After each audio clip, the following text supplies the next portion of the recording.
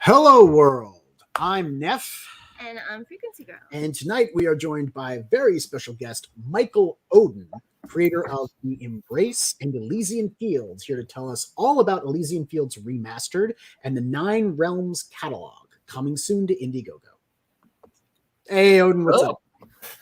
You know, living the dream, hoping that my Wi-Fi decides to champ it out through this stream. We'll see how that goes. Well, cross your fingers, cross your toes. How this will go, nobody knows. We got Mo Biggs in the chat, and we've got Doris Jones, Labor of Love, checking in with us. Before we start, though, I want to say a very special congratulations to Shane Davis and Yancy Lin on the birth of their daughter, Galactus Pterodactyl, or is it Pterodactyl Galactus? I'm not sure. Did they seriously name their daughter that? That's the rumor going around, Mike. Strong. Anyway, congratulations. Bless her future. That's all I got to say on that. I wouldn't mess with someone named Galactus. True. You know? I would not. That's especially and there Galactus he goes. Pterodactyl. That's like that's someone that could kick your ass. So Mike Oden has been frozen by the internet gods. He's back. Oh, there he is. He's back now. The question is, for how long? How long? How long? So, Mike, why don't you tell us a little bit about yourself? Who is Mike Oden? Where are you from? What do you do? Well, I hope I can get through that without the internet gods smiting me. Don't worry, I have a lot of comic books here, so if you freeze, I'll just start reading one. Right. Oh, are you going to bring out your black box? My black box? No, those are on the other side of the room. No, this is just the stack that's sitting next to me right now. That was a little bit of a nice little referential humor from a stream from a while back. Oh God, you're right. Oh no, I got it now. Yeah. No. Anyways, I have erased that from my mind. Apparently. Wow, what a callback! Nice. Oh, see, that's what he get. It was the Kumari stream when Connery pulled out his black box. Oh, yes. I thought it was something we did. I'm like, it is something we did. It was on our stream. Yeah. I guess I pissed off the internet gods for that one because I got frozen for like 30 seconds. Yeah. Hey Noah, I think it's Mo. I think Mo's fucking with you, man. Nah, man. Like this area, sometimes our freaking internet just decides to say, "Nah, dude, we're good," and not work. So, anyways, who I am, man, where do we even begin? Well, you know, Michael Oden is my name. I got into the indie comic scene about 1.5 years ago with Elysian Fields issue 0, which is kind of my lifelong nerdy obsession of mythological heroes come to fruition in a battle royale comic.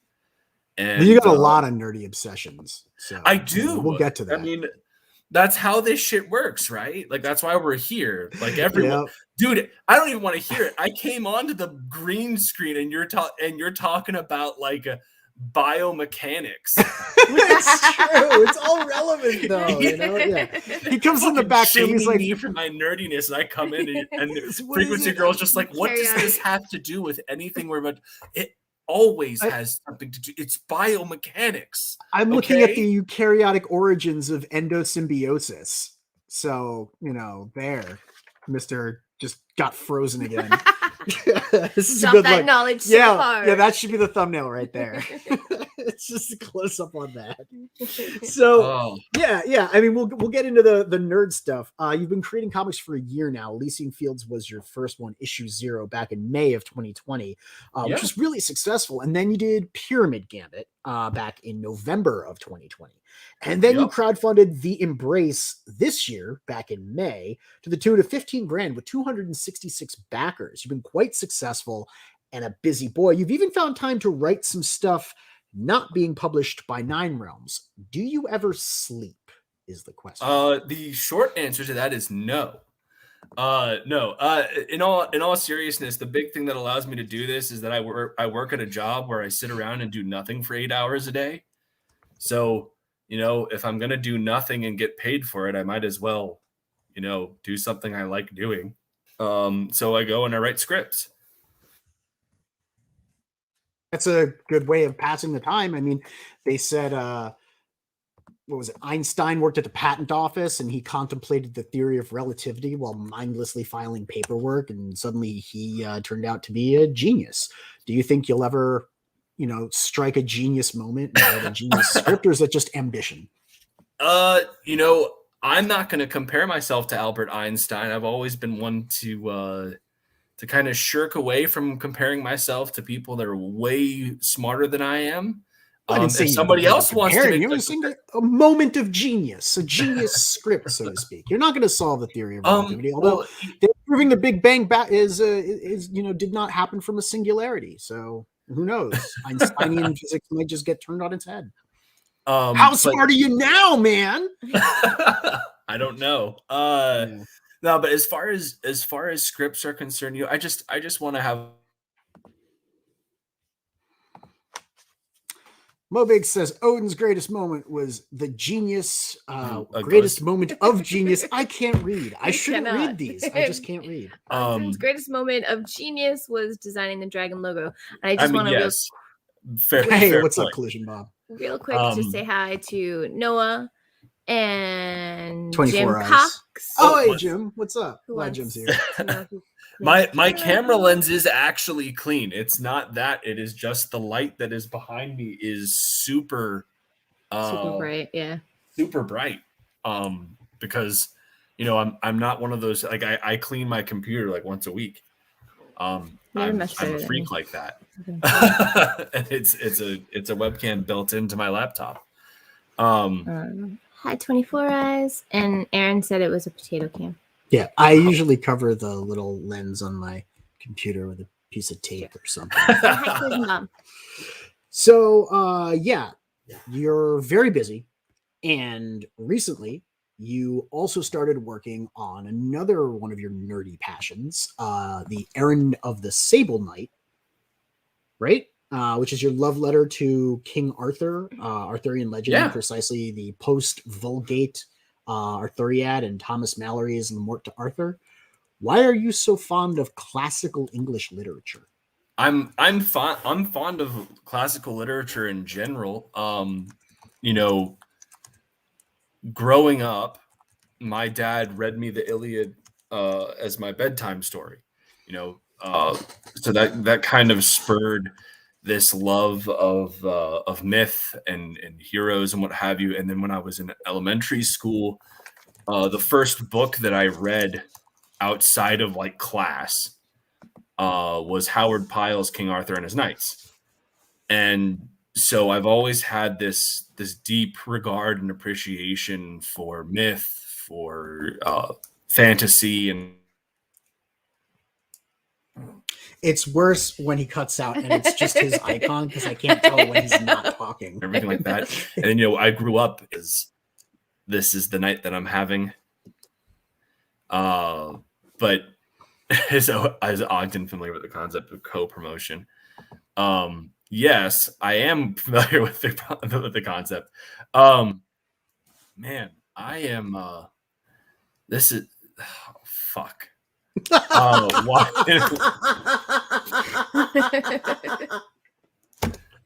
I'm sorry, I can hear it in his voice. Yet, Mo. Because Shift didn't exist yet, and by the time that Shift existed, I had already written the script for The Embrace, and we were well underway. Don't read the That's a comments. reason. That's my job to read them wrong. Don't worry. We got so much to cover tonight. Did you have that giant book of Greek myths when you were a kid? Do you know what I'm talking about? That's like way oversized. I think he was saying yeah, but then I he think so froze too. again. Yeah, I had that too. I know which one you're talking about. I did, because I can't handle this shit anymore. Hold on. Yeah, I know, Mo. No, I know. It's okay. It's okay. Right. We'll get Jeremy on the show one of these days, and then we can have a super bad stream. So Noah says Ogden is showing favoritism to Dean over Connery, but did Dean sing "Eye of the Tiger" on stream? No, he did not. He did not sing that on my channel. In fact, every time Dean shows up, we end the stream. So you have to even it out. All right, I'm hoping I would have that liked we can do rambling this better about from fractals. Here. I think actually. Did Noah actually start a stream, Mo, or was it just something that you asked, or did it come to pass? Mike, when you are all set up with your internet, you could just cut me off and start talking. I think we're good. I think that I actually have good internet now. I'm not going to come back on camera so I don't jinx it, but Aesop's Fables, yeah. I like they weren't my like my focus or anything, but like I really got into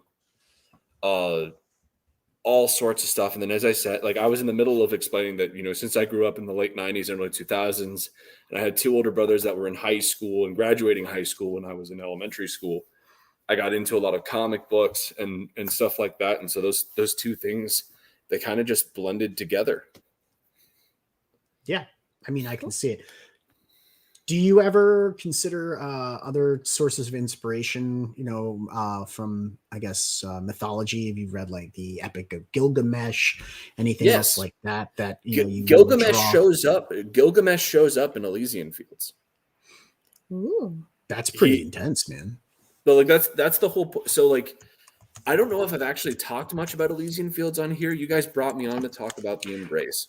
Right. We didn't get to it yet. Now you haven't started fulfilling the Embrace yet, so I'm not going to get my Nine Realms catalog until you do, and then I'll be able to read. Well, that's actually, you know what? I did say that I had something special for you guys. So I guess, better now than than waiting about it.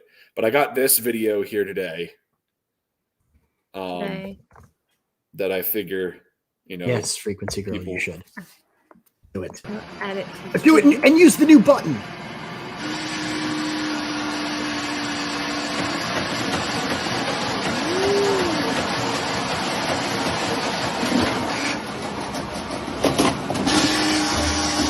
Super intense, I know.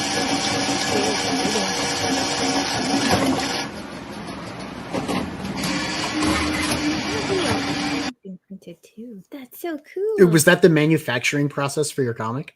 Yep. I'm jealous now. Awesome. I want to get a video of those happening. Yep.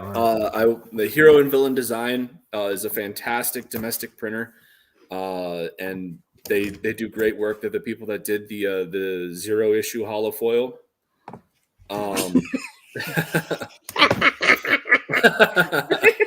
And just wow, started controlling the stream with his face. It's almost as interesting as Fractals. It was because Jeremy had his stream earlier and he was talking about Fractals. Apparently, it was so. Hockey thinks it's cool. I think it's cool too. Mo Biggs would rather talk about Errand of the Sable Knight on Webtoons, though. Ooh. I mean, I'm good with that. But yeah, I mean, it is something that I wanted to mention tonight. You guys have like 2,000 views or something. Like, so that's actually for Elysian Fields.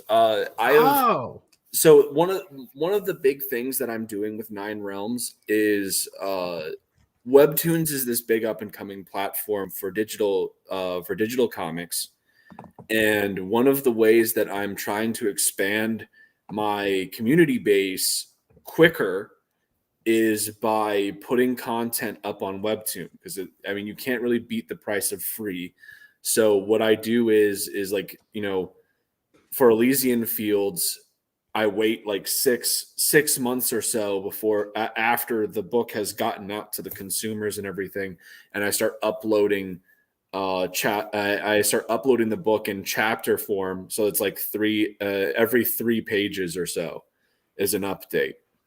And then, for Errand of the Sable Knight, which is what Mo was talking about, that one is our Webtoon exclusive thing where you can you read that on Webtoon. We do one page updates every 2 weeks, and then if you support us on Patreon, you can have you have access to chapters 3 weeks in advance.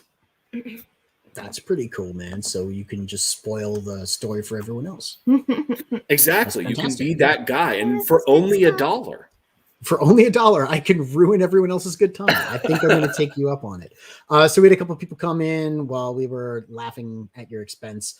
You said Hockey was here. I said hi to Hockey, and we have hi to Ichthys in the house. Ichthys and Mrs. Good Stuff. Mrs. Good Stuff. Hi, Mrs. Good Stuff. I don't think I've been on Good Stuff Comicsgate stream. I need to fix that. That is a problem. It's fun. The CG News and Reviews. Yeah, CG News and Reviews is very fun, but it doesn't really, they don't do a whole lot of guests. They do skits and stuff. So yeah, I'm aware.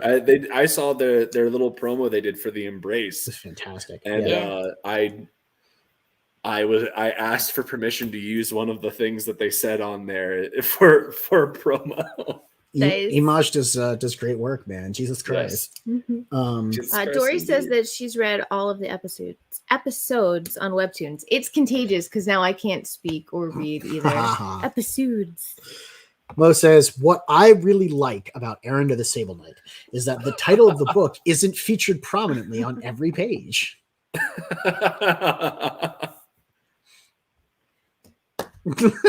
Ogden, the people on CG News and Reviews enjoy being on stream. You wouldn't like it. Oh. Mrs. Good Stuff says we do on case. These are the fuck arounds. Yeah, that's awesome. You should probably you were one of the first books that they featured. So yeah, go on over. I mean, I will see if I can't hop on one of those at some point. That sounds like a blast. That makes sense. That the is F definitely Arounds, one Friday nights, fam. Yep. That I will have to catch on the replay because I am not usually up at 1 a.m. So you've got both Elysian Fields and Errand of the Sable Knight kicking butt over on Webtoon. Why not host the Embrace? The Embrace will potentially be on there. Like that's the thing is I want to make sure that any content that we put on Webtoons gets put up there after the people that paid for the book get their book. And so that's the whole thing is I'm not going to make it except free. In the case of Errand of the Sable Knight, because Errand of the Sable that's the whole point is that Errand of the Sable Knight is a Webtoon exclusive thing. Like the only people that are able to get a hold of that ahead of time are people on the Patreon, the whole point of the Errand of the Sable Knight is meant to be a Webtoon exclusive content thing. Will you ever publish it? Yes. What the plan is that I have the entire script written for Errand. It's a little over 200 pages. And so when the entire book is finished, I will be doing a hardcover collection of it as like a graphic storybook that we will make out to and get out to people. The plan is I've already kind of tracked down the printer that I want to use for that because they printed a book called Soul Finder Black Tide, and they had a beautiful book. Aspen? Who was it? That was Douglas Ernst. Okay. Mo has a question, or not a question. He says, I have an alternate title suggestion for Errand of the Sable Knight if Ogden is interested. Well, I'm fairly certain he's given me a few of these. I had a whole stream a while back where like literally 70% of it was Mo mocking Errand of the Sable Knight's title. He's like, it's boring. The book is not nearly as pretentious as the title would let on. The book's actually pretty darn good. Yeah. But it is a little bit confusing. I mean, we don't know if you're talking about a little rodent or like a coat or I mean, the K in knight, yeah, it does imply like a knight in armor, but if you're just saying it out loud, the sable knight, is it like a warm, soft, comfy knight? Like I don't know. The whole point of like when I was picking the name for it, again, this is my love letter to Arthurian lore. My first thing that I ever experienced was Howard Pyle, which is that Victorian era reimagining of Arthur, and I wanted it to feel like something that like a chapter that you would find out of those kinds of books, and you know,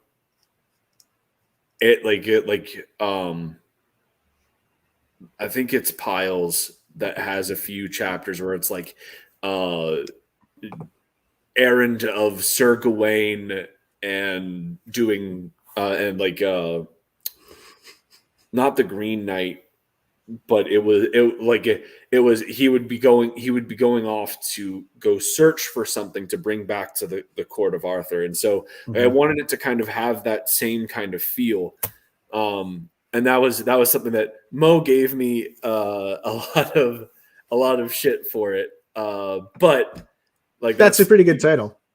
Quest of the the Black Knight, Thesaurus edition. I like that. That's effectively what it translates to. It's the Quest of the Black Knight, because Sable Knight in. I like that. That was a good one. Yeah. Good callback to your earlier comment. Yeah. Errand of the Sable Knight would make a good Hallmark movie. I could see that also. You should pitch it to Lifetime. That's what you should. Oh, absolutely. They would really get a kick out of like the depressing elements of it, and they'd just be like, "Oh yes, absolutely, we'll make people feel like if shit." you're gonna write love letters to Pyle and Thomas Mallory, then I'm sure that Lifetime would be interested in your story. Yeah. Love letters to old English culture. What's up, good stuff? What's up, good stuff? Hashtag crack pat day. Bow. Crack pack up the crack. Up in the chat, smoking crack every day. Crack pack getting up in that crack. Oh man. Yeah, so you've got to think for mythology, obviously. You've got the Arthurian legends with Errand of the Sable Knight. You've got classical Greek mythology and even some Gilgamesh thrown in for Elysian Fields. That's what I was about to say, is that Elysian Fields, it's all about, so effectively there's a tournament in the underworld between all the different global pantheons. Every single one of their respective god of the dead or lord of the underworld assembles a team of 5 champions from their respective cultural mythologies to fight in an arena. And the winner of the tournament becomes the next lord of the underworld for 1,000 years. And so Achilles is fighting alongside Heracles and Theseus on the behest of Hades. And so like the first book, you in the 0 issue, when Achilles gets to the tournament, he is fighting alongside Theseus against Gilgamesh and Enkidu. That's got to be terrifying. I always thought Enkidu looked like Blanca from Street Fighter.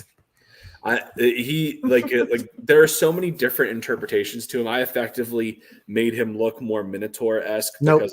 He's Blanca. Oh, okay. That's who he's Blanca. Yeah. Okay. Do you say Heracles like a good Greek nerd, or do you say Hercules like an American? Say Heracles like a good Greek nerd, and I spell it Herakles in the with books. A K too. Really, So you really are. Oh, into I love it, and at the same time, I know the chat's gonna have a field day with it.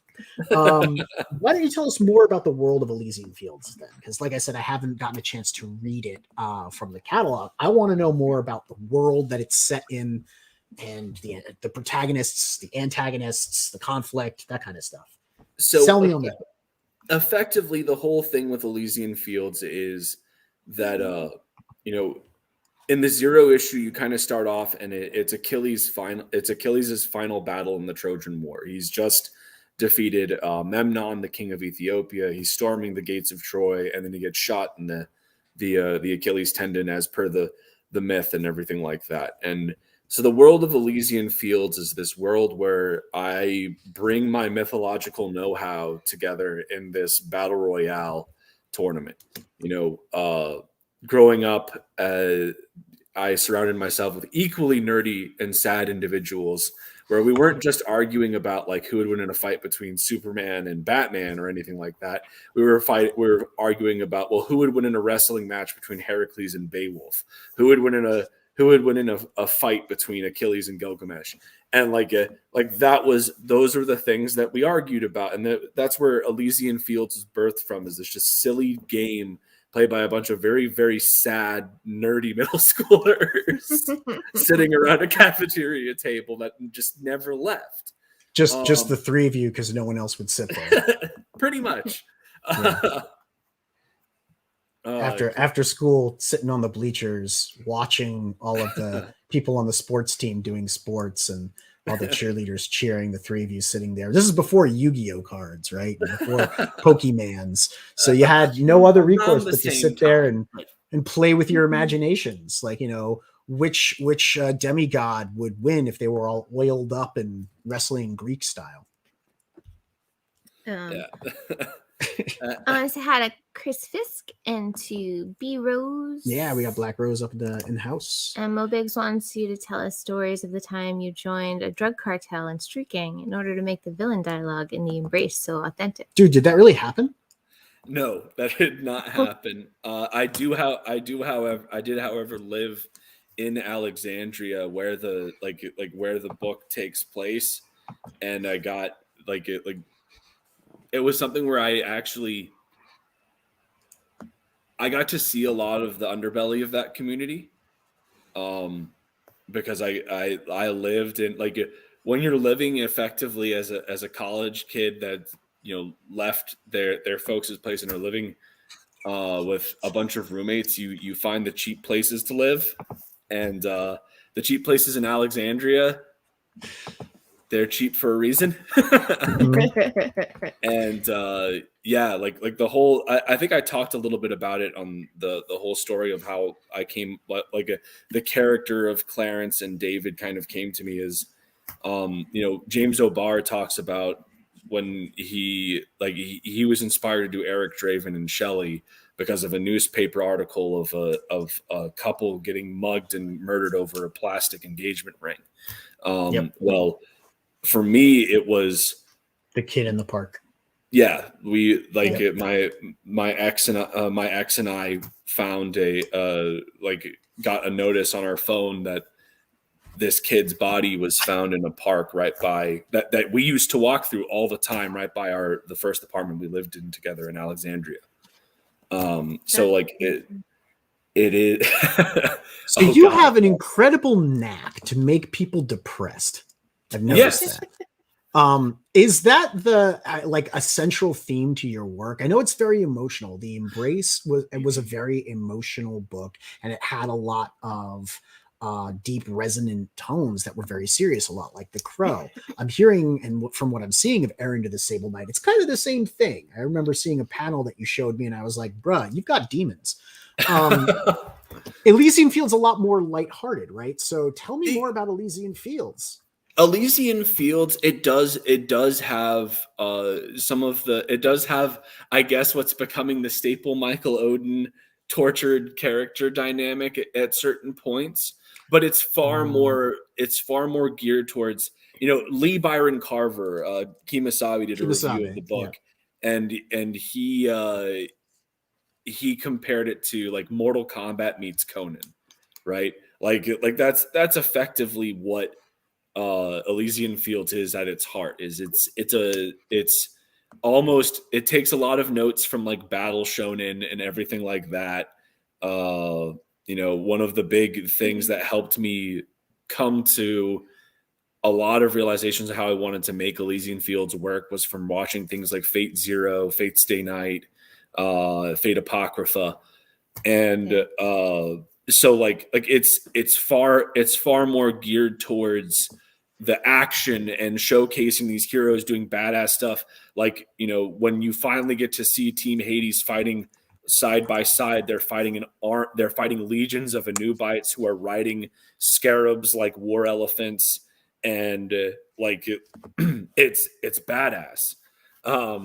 And with Fate, I mean, there's also a lot of those serious emotional tones too. Like in 100%. Unlimited Blade Works, you've got the whole tortured character thing. That could be a very Michael Oden book right there. Same thing with Apocrypha. At the end of the day, character is what drives the story. Character is what keeps people coming back. Character are the things that I feel that people resonate with. And that's one of the things that I've really enjoyed with Elysian Fields is bringing these characters that I have loved since childhood to life in a way that I feel is authentic, but also has my own touches to it. Like,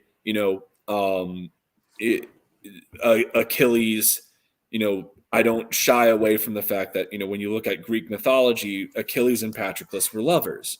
So that's something that is well established. When Achilles first gets to the underworld, he's living his Elysian Fields, his paradise is him living in this memory with Patroclus when they were training under Chiron. And he's free of war. He's free of all of these things. And then he gets dragged back into this tournament. And he's initially very reluctant to do it until Hades offers him the ability to if they win, he effectively says whatever you want is yours, and heavily implies that he'll even go so far as give Achilles and Patroclus a second chance at life to be one another. So that's what I wanted to do is bring these characters that have fascinated me my entire life to this comic book medium and get people intrigued in them the way that I've always seen them. That's kind of, is that like the Michael Oden hallmark? The not shying away from the deeper, darker, more serious tones, but also enjoying something that is action forward and exciting, but has tortured characters in it. Like when Connery said that Shift was a Michael Oden book, what does that mean to you? Shift was a bit different because at the end of the day, yes, I have my own writing style, but I was also able to acknowledge the target demographic of Shift. All right. So when I saw Shift and everything, I saw that this was going to be that was effectively going to be like a kid, like an all ages book. I'm not going to make an all aged book about tortured characters and everything, but providing good character writing is a part of that process. And especially, and this is something that I told Connery when we were working on this, I was like, you have a world that is so far-fetched and is so fantastical that you're like, what is going to allow people to suspend their disbelief is their ability to relate to the characters despite the fact that they are so different. I don't know. I could see Bowie being one of those kind of tortured, angry, emotional characters. It doesn't have to be like a sad maudlin, my family's been murdered and I'm grieving and, deep and very emo and I cut myself kind of character. It can be just an emotionally charged character where the humanity he was, to be fair, but that's how a solid first antagonist should be, I feel. Yeah. Especially in that kind of hero, stereotypical hero dynamic that you're trying to make some very big contrasts between the hero and the villain, while also giving them some things to share as well, where Sonny's going through a lot as well. But anyways. Ooh, Noah's calling you out. Okay. He's calling you out. That's not even remotely true. You gonna take that from a 17-year-old? Is he 17 yet, or is he still 16? I don't know. He hasn't even read any of my books. I don't know. I've read both your books. But that's the whole thing, is I don't even think that the closest thing that I've had to anything self-insert with any of my work is the embrace, because it was a manifestation of everything that I was feeling with my separation, with my custody fight. And so Clarence reflected a lot of my pain and a lot of that. But Achilles the way that I write Achilles in Elysian Fields is nothing like me. And in fact, there have been times where I've had to go back and rewrite sections of Achilles' dialogue because I'll want him to sound more noble than he should. Because like Achilles is one of my favorite characters in mythology. And so like I want people to like Achilles, but I also have made myself a reputation on being authentic. And so there'll be times where I'll be like, no, Achilles wouldn't offer mercy to this person. He's pissed.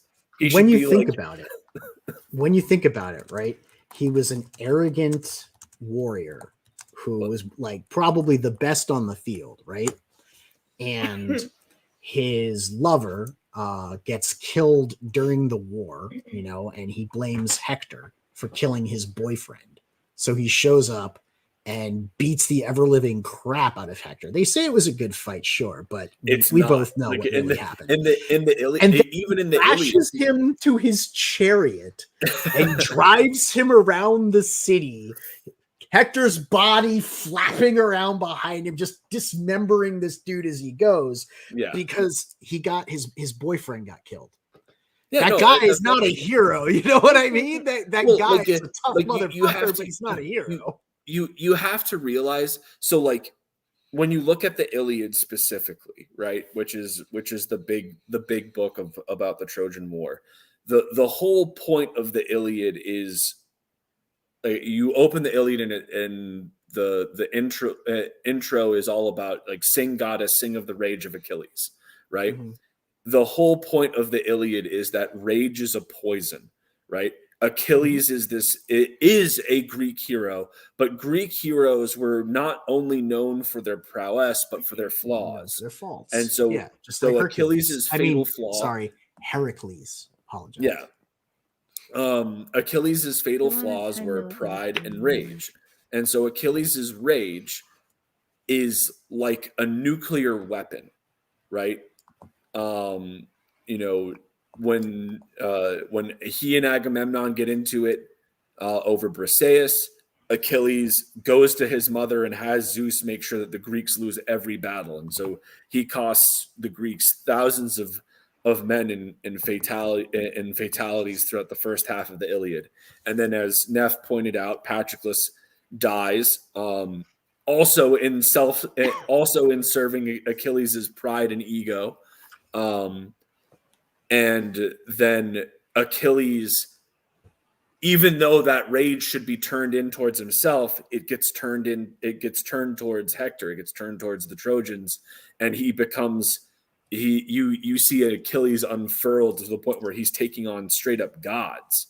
Like he fights a river god to a standstill.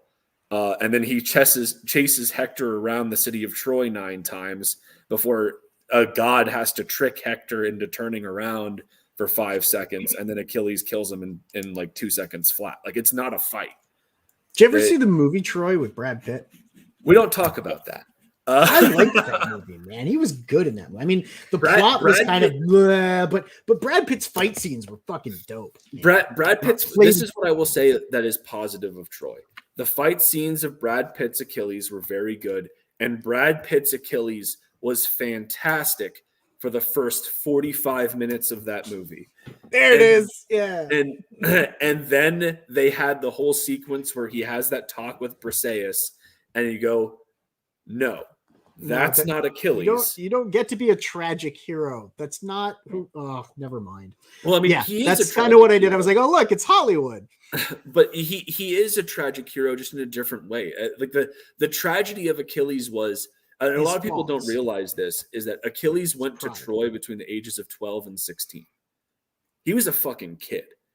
And so imagine that you go to Troy, let's put it in a median of 14. You're 14 years old and you've never seen battle before, but every single person in this army has told you that you are the best soldier in the entirety of Greece.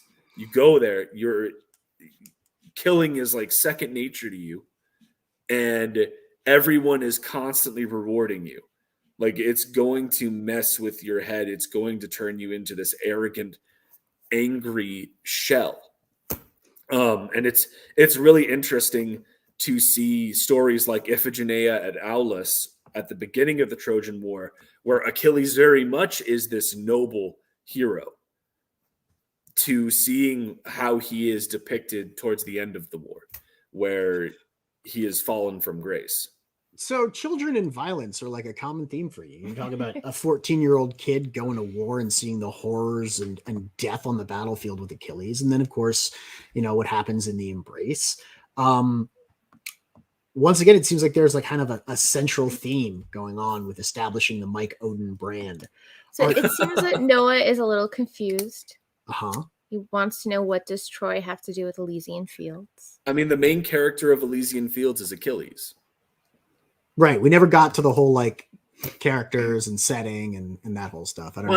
I had talked about it. Is like that Achilles goes down into the underworld and gets brought in to what I call the Abyssal Tournament of Champions. And so he's fighting alongside Theseus, who is the slayer of the Minotaur, Heracles, with a K, and they're all fighting for Hades to retain his position as the Lord of the Underworld. Who's trying to challenge him for the Lord of the Underworld? Like the the first mythological branch you see him go up against is Team Nergal, which is Gilgamesh and Enkidu, and then that makes sense. In Pyramid Mesopotamian Gambit, god.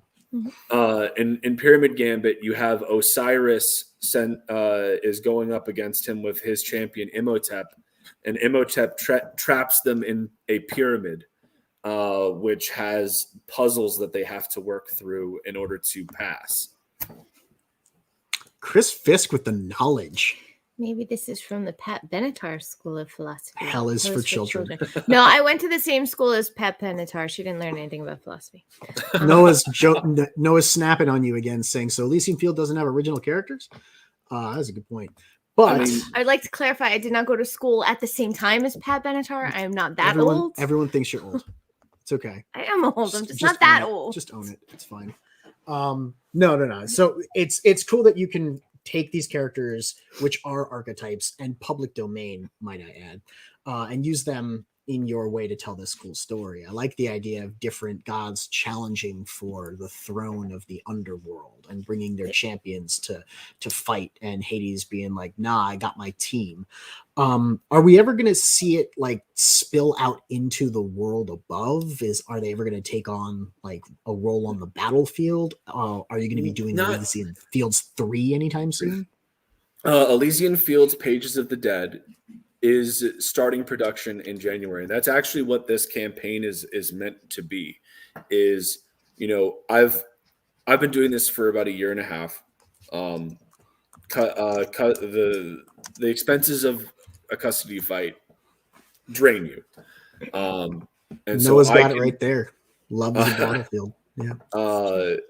I can no longer like really afford to just put my own money into stuff. Everything that I have is either going towards paying bills or doing this, and then the Nine Realms stuff pays for the Nine Realms stuff. And so that's what this is for, is to build the war chest for future projects, right?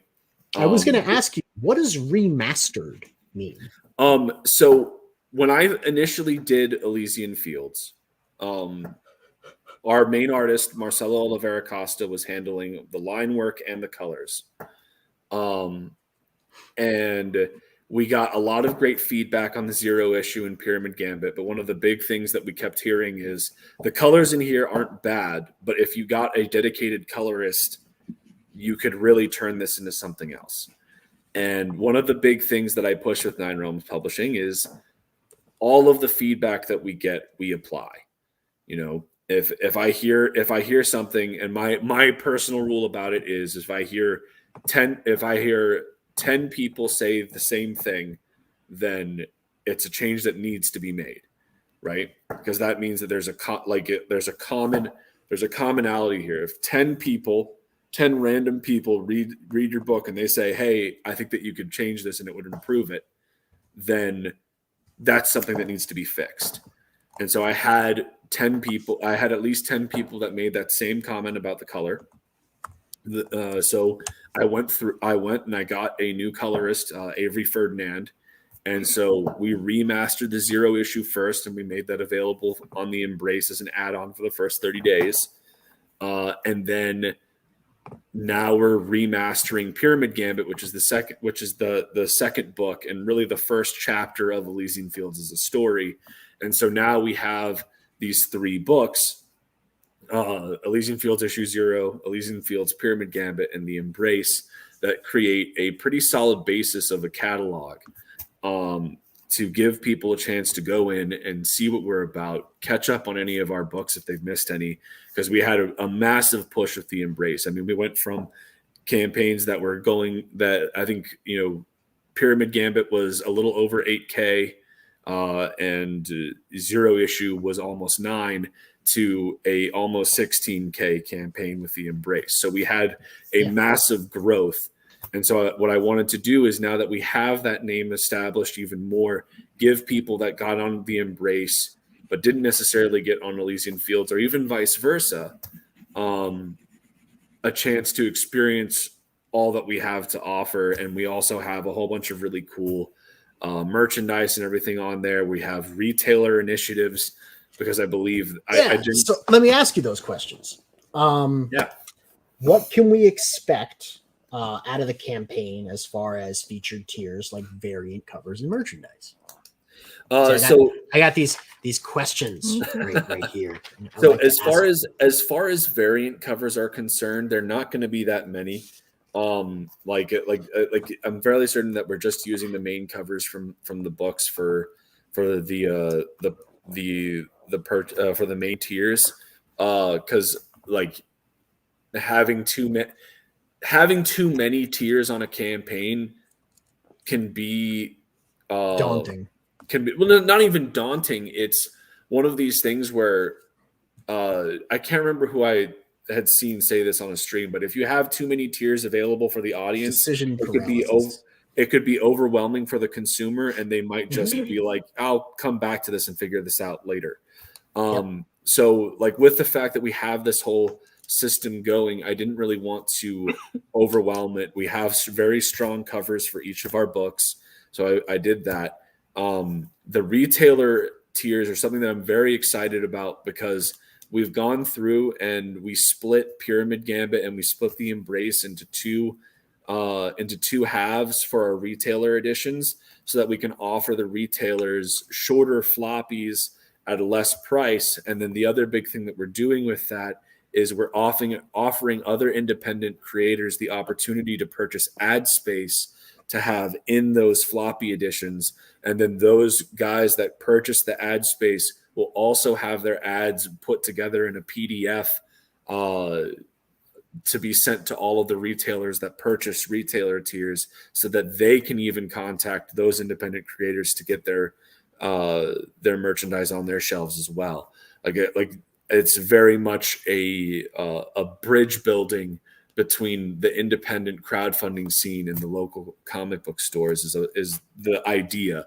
Like if it works, awesome. If it doesn't, and I fall flat on my face, I don't really lose anything out of it. I really hope that I can build that bridge. You can always dust yourself off, try it again, get more people together to kind of push an initiative like that. I think it's a great idea. I think bringing stores and crowdfunding together and showing stores that crowdfunding can be their friend, not their nemesis, would be very positive for both marketplace communities.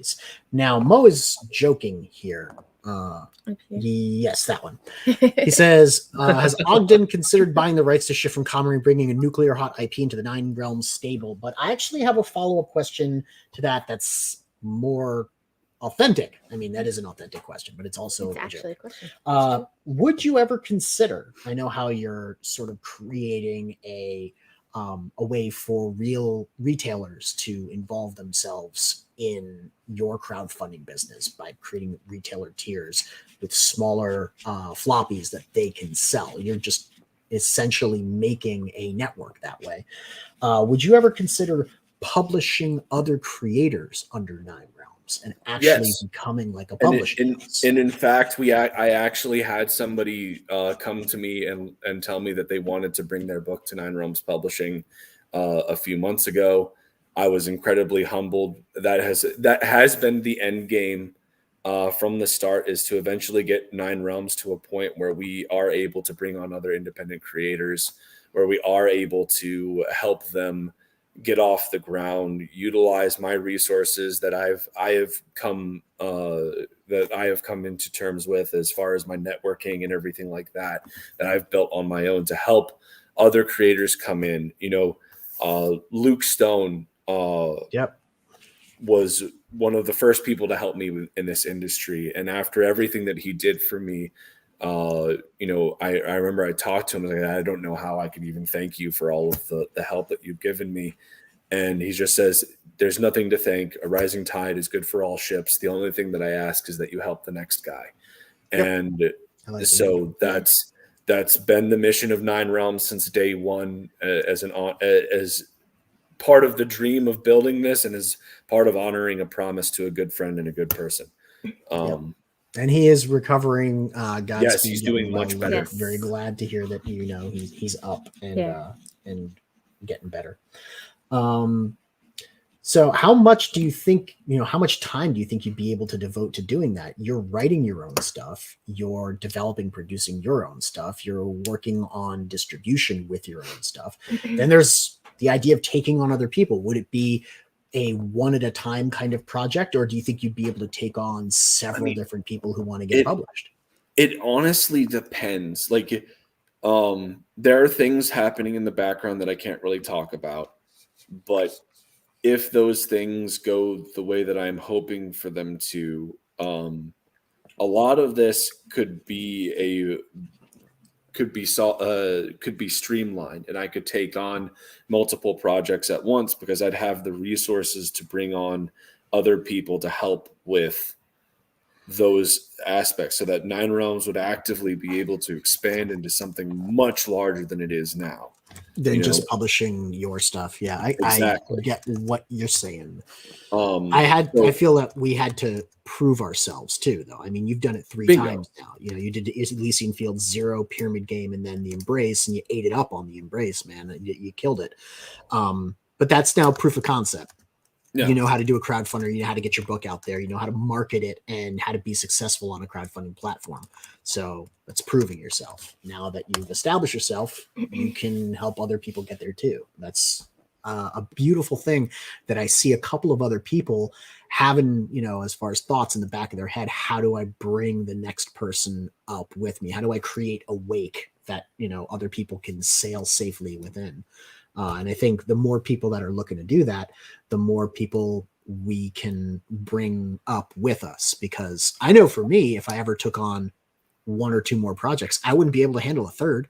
I'd need someone else to say, hey, go check out this guy. He totally knows his stuff. Your IP 100%. Would fit perfectly in his house. Go check him out. He'll help you. So as it stands right now, like if the things that are going behind the scenes, they don't pan out, I would, you're right, I'd probably only be able to take on 1, max 2 projects. Because you and I have talked behind the scenes about a whole bunch of stuff that I've been planning.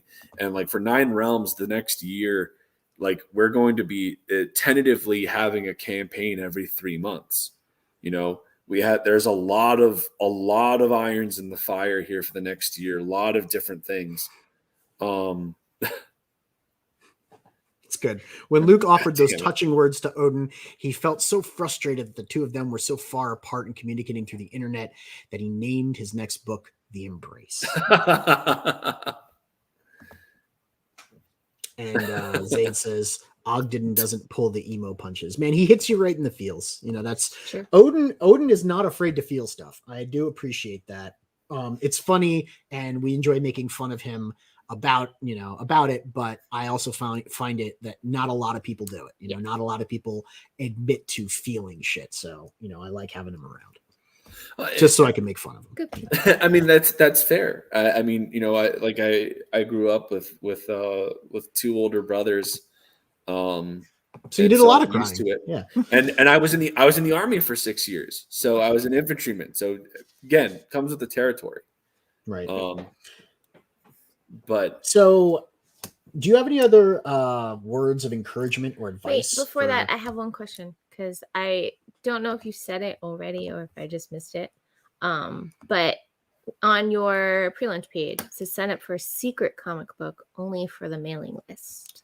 Did Yup. you say what the secret comic book is? Did I miss that? I cannot, because I already said that Because it's a secret.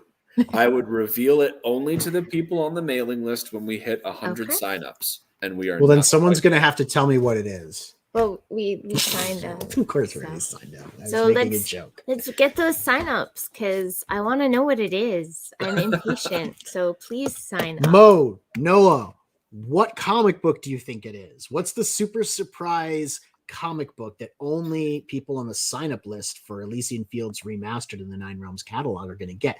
Could it be the heavily hinted at Shift crossover? I don't know. Oh, 100%. That's totally going to be it. Ogden is the anti. You found me out. They're both emotional, but Ogden owns it while Rob grunts a tearful denial. The Shift The Zero Shift issue. Shift Zero issue. Shift Zero sounds like some sort of anime. I was gonna Probably. say, like, You're not soda wrong. drink. No, I'm not wrong. Yeah. So, do you have words of encouragement for fellow upstart? Because that's how you describe Nine Realms, and I like that upstart comic book creator looking to get into the business of making comics Your only limitation is yourself. and your budget. Obviously that. But like in all honesty, if you want to get this done, you'll find a way to get it done. You know, True. the more that you put yourself out there, the more that you go and you interact with these people. Like, this community is so absolutely fantastic.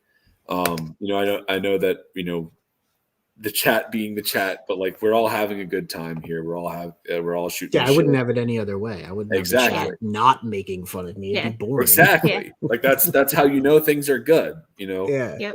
if people are being polite to you all the time, then there's something wrong. Because that's not how real life works. But That's true. and like every single one of the people here that you interact with, they're outstanding, and building your presence in this community is great. But you can only do that if you put yourself out there. And this is one of the things that Nope, No. Mo nailed it. That has got to be the title for the special sneak peek comic on the mailing list. The daring embarkment of Moses amidst the desert winds. no. Noah's confused again. I could see it though. I mean, like, you do the Greek myths, the Arthurian legends, you even touch man. on the Epic of Gilgamesh. You should do Moses and the Jews out of Egypt. You know? Yeah, I'd the Exodus. rather You should not. do Exodus, man. That'd be great. You could have I've- them like I've- the Israelites I've fighting. seen Prince of aliens in the Egypt way desert. too many times in my life. I'm kind of done with the Exodus story. No, but like, don't lean into the Egypt part. Lean into the stuff that they never talk about. What is manna from heaven? You know, yeah, like, that's what- fair, I guess. Fight the aliens in the desert. I'm telling you, there's all so much untapped potential there. freaking There's a Stargate. Moses. Who knows? The story of Moses striking the stone 3 times that prevents him from going over is actually him fighting a whole bunch of rock celestials. Chris Fisk. Oy vey, leave my people out of this. They're your communal people.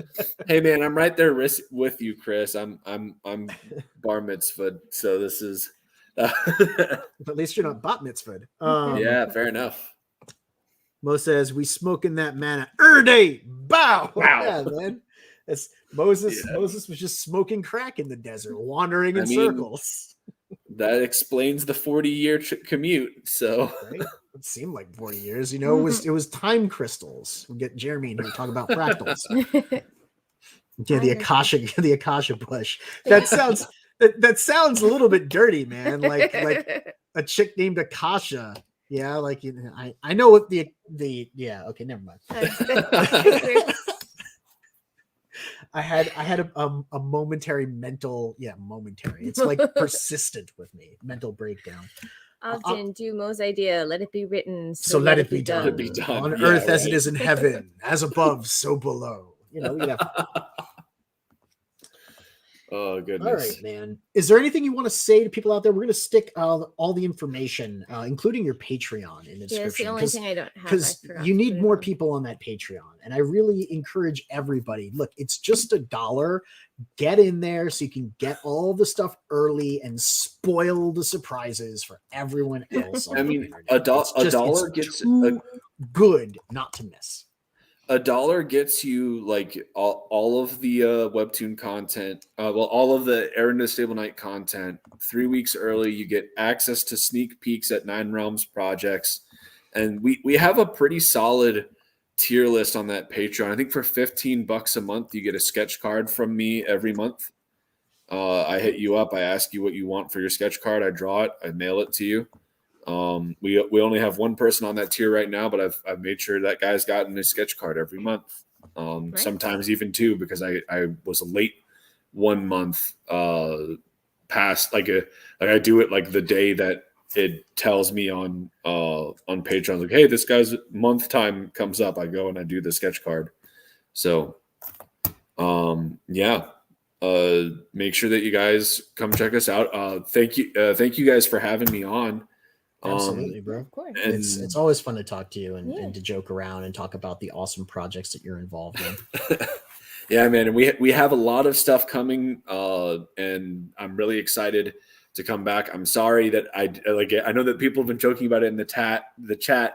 I am my son got sick, so then I got sick, and then my son got sicker here today. So now Oh no. it's been a fun past few weeks. So Everyone's I kinda just having it, have but- congestion up the wazoo. So But last time we saw you, you said you're going to have a bunch of stuff going on the next time we see you. And we're seeing you now. And dude, you have a lot of stuff going on. Fulfilling the Embrace, doing the remastered catalog of Elysian Fields 1 and 2. You got Aaron of the Sable Knight on Webtoons. So every time you say, oh, there's going to be more stuff, I get worried because I'm like, how much more can you do? Oh, man. So I can't wait till we have you on again to talk about all the new stuff. well, you will probably have like so I can say that,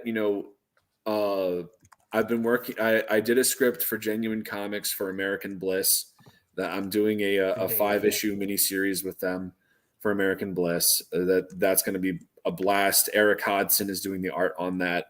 It's looking fantastic. I'm not sure when we're putting together the campaign for that, but I'm kind of spearheading that campaign development as well. And then Nine Realms has like 2 or 3 IPs that are coming out here soon. So man, I can't wait to see more. Mobig says he has an Ogden sketch. he does have an Ogden sketch. I did an Embrace sketch, and he won the raffle of the backers. No, he has a sketch of you. Oh, This that's says probably they draw true me like too. one of your French girls sketch card. Yeah, he has. Mobigs has a sketch of you. Oh, hey, Yeah. look who's here. Hey, look! And there's Look, Dean. what's up, Dean? There's And Dean just with in his time for little us to hat. end. Right, that's going to be it for us tonight. Don't forget to like, subscribe, click the bell for notifications. And tune into the frequency. We'll see you next time.